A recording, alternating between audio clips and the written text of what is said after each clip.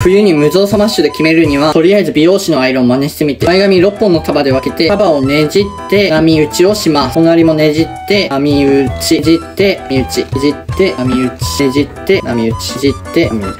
メデューサみたいになったら、ほどきまーす。前髪がふわぼさっとなる。前髪の上を大きく時間かけてスパイラル。時間をかけてスパイラル。時間をかけてスパイラル。難しい人は細めの束で、根元からアイロンの先を使って挟みます。3回転して、そのまま下に敷いて、パッと離すだけ。横の下は、思いっきり曲げながら外跳ねします。